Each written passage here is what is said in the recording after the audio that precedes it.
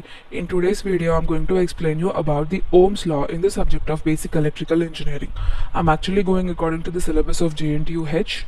But in the syllabus Ohm's law is not specially mentioned, but it is very important that you people understand the Ohm's law before proceeding to the problems with KVL and KCL. Okay, it is going to be a very short video. I guess you already know, but let me give you a revision of this. Ohm's law states that at constant temperature, the potential difference across any 2 points of the conductor is directly proportional to the current flowing through it. See, the main important things that you have to remember is constant temperature. At constant temperature, Ohm's law will not work if the temperature is changing. Okay, it will work only if the temperature is constant. Next, the potential difference is directly proportional to the current. Okay, so which is nothing but potential difference V directly proportional to the current, okay, across any 2 points of the conductor. Suppose you take a conductor like this. In this conductor you take any 2 points, so between those 2 points whatever potential difference is there, that potential difference will be directly proportional to the current which is flowing in that circuit. Got it? That is Ohm's law. V is directly proportional to I. V is potential difference and I is current. So usually in math what we learn in inverse and direct proportionals, when we remove the proportionality symbol we get a constant, right? And here also we have removed that proportionality constant and made it as equal to, and we are getting a constant which is nothing but R, resistance.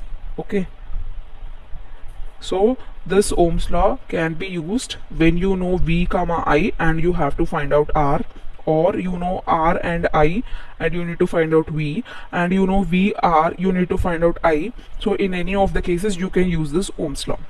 Got it?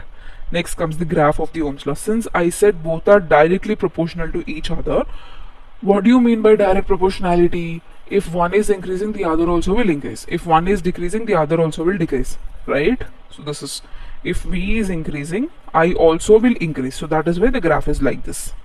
Got it? So this is the graph between V and I, and this works only at the constant temperature. Next, example problem.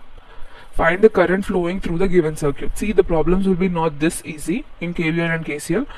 You'll have different loops, you'll have different junctions, you'll have different concepts. But this is just for understanding of the Ohm's law, since I already said. So now let's see.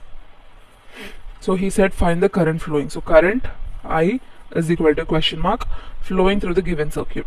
In the given circuit, what do we have? We have resistance and we have voltage. So resistance is equal to 5 ohms and voltage is equal to 10 volts. See, here we have only one resistance, 5 ohms, so you can directly take it. Instead of 5 ohms you're having some other resistance. Okay, suppose you have another resistance connected here of 5 ohms, then you need to calculate the equivalent resistance of both these things. If they are connected in series, R1 plus R2. If they are connected in parallel, 1 by R1 plus 1 by R2, right? You need to do that also. That all problems and all you'll be learning better in next coming videos about KVL and KCL. Don't worry. So for now it is enough for you.